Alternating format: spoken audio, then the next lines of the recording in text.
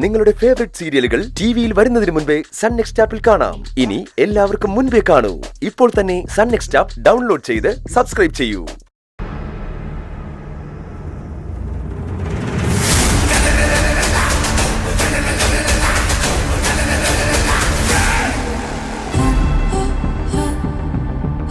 നമ്മള് പെട്ടല്ലോ മോളെ.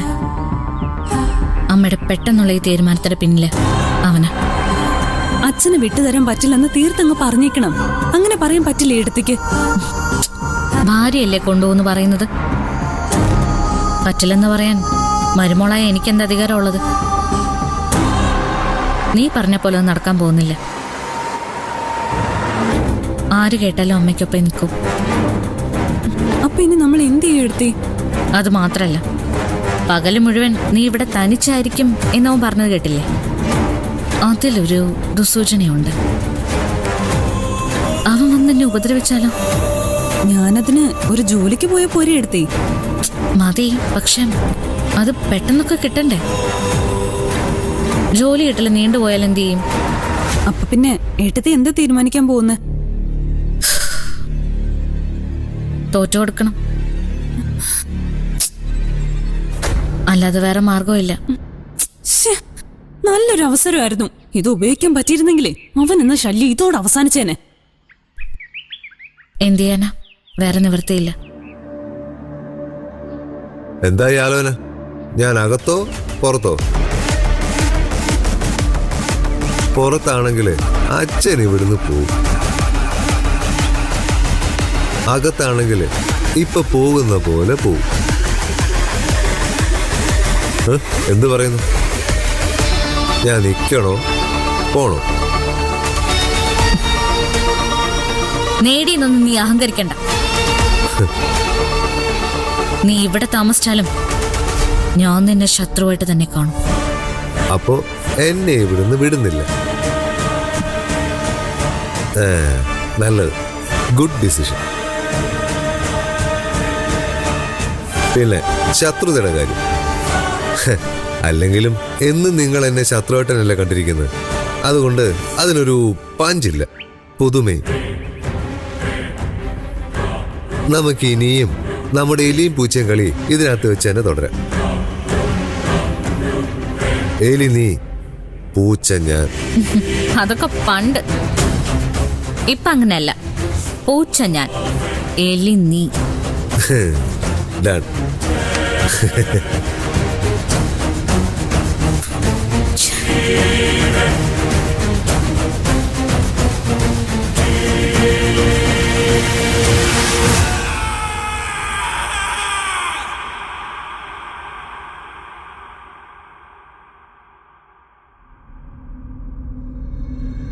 എല്ലാം ഞാൻ പറഞ്ഞ് കോംപ്രമൈസ് ആക്കിയിട്ടുണ്ട്. ആരും എവിടെയും പോകുന്നില്ല, ഇവിടെ തന്നെ തുടരും എല്ലാവരും.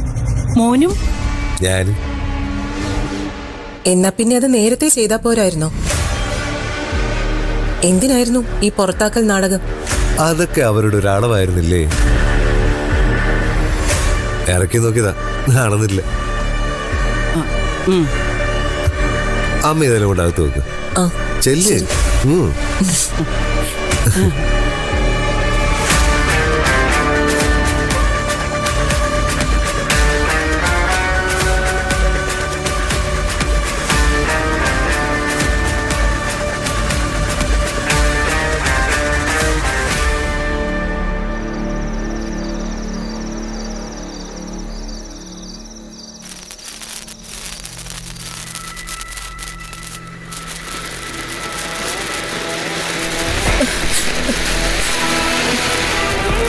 എന്താ പുറമേ ഒരു ശബ്ദം കേട്ടത്?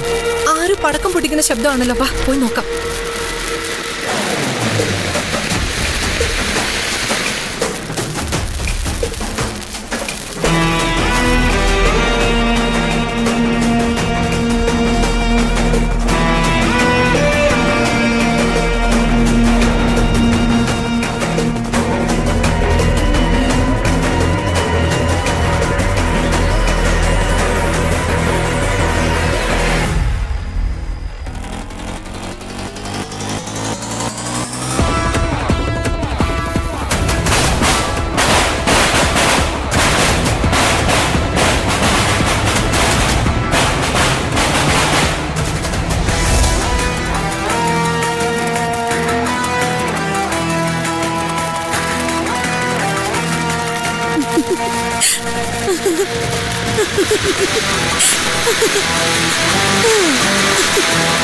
നീ ആരോട് ചോദിച്ചിട്ടാണ് ഇവിടെ ഈ തോന്നിവാസം കാണിക്കുന്നത്? അയ്യോ, തോന്നിയവസല്ല, വിജയാഘോഷം. ചേച്ചിയുടെ മഹാനായ അനിയനെ കേസിൽ ഞാൻ തോൽപ്പിച്ചില്ലേ, അതിന്റെ ആഘോഷം. ജാമ്യം കിട്ടിയതിനാണോ നീ കിടന്ന് തുള്ളുന്നത്? എടി, കേസ് ജയിക്കണമെങ്കിൽ ഇനി എന്തൊക്കെ കഴിയണം? ഈ കേസിന്റെ ഈ ജയം എന്റെ ഒരു തുടക്കം. അങ്ങനെ ചന്ദ്രയല്ലല്ലോ, വിഷ്ണുവല്ലേ ജാമ്യം വാങ്ങിക്കൊടുത്തത്. ചന്ദ്ര കൊള്ളാഞ്ഞിട്ടല്ലേ അവര് വേറെ വക്കീലിനെ വെച്ചത്. വിഷ്ണു വിജയിച്ചാലും ഞാൻ ജയിച്ചാലും ഒരുപോലെ തന്നെ അതെനിക്കും തോന്നിയിട്ടുണ്ട്. ഉണ്ടല്ലോ. ആ, എനിക്ക് കരുതിയിരുന്നു. ആർക്കും തോൽപ്പിക്കാൻ പറ്റാത്ത സൂപ്പർ ലോയർ എന്ന പദവി ഇനി അധികാലം ഉണ്ടാവില്ല.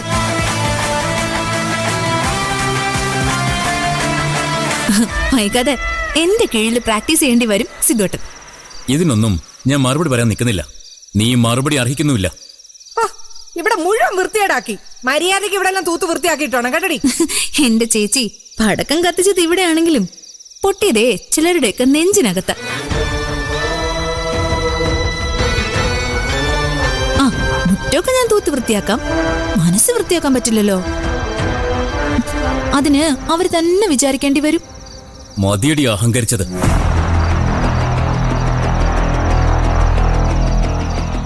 ഒരു തവണ നിയമത്തിന്റെ സാങ്കേതികത്വം ഉപയോഗിച്ച് നിനക്ക് നിന്റെ കക്ഷിക്ക് ജാമ്യം മേടിച്ചു കൊടുക്കാൻ പറ്റി. ട്രയൽ വരട്ടെ, അപ്പോഴും ഇതേ മിടുക്ക് നീ കാണിക്കണം. സിദ്ധേട്ടാ, ഇത്രയും കാലം എന്നെ സഹായിക്കാൻ ആരുമില്ലായിരുന്നു. ഇപ്പൊ ഒരാളായി. സിദ്ധേട്ടനെക്കാളും കഴിവുള്ള കരുത്തനായ ഒരാൾ. അതുകൊണ്ട് വാക്കുകൾ ഉപയോഗിക്കുമ്പോ സൂക്ഷിച്ചുപയോഗിക്കണം. ചിലപ്പോ അത് പാലിക്കാൻ പറ്റിയെന്ന് വരില്ല.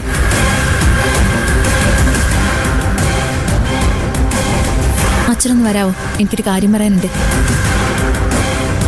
ഇവിടെ വെച്ച് പറഞ്ഞോ? എല്ലാവരുടെ മുൻപിൽ വെച്ച് വേണ്ട, പേഴ്സണല്. ശരി, ഞാൻ വരാം.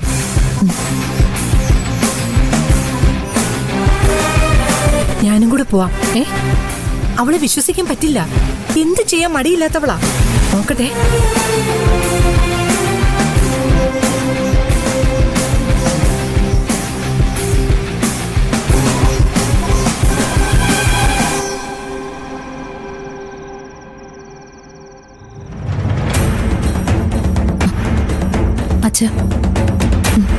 അച്ഛനിത് വാങ്ങണം.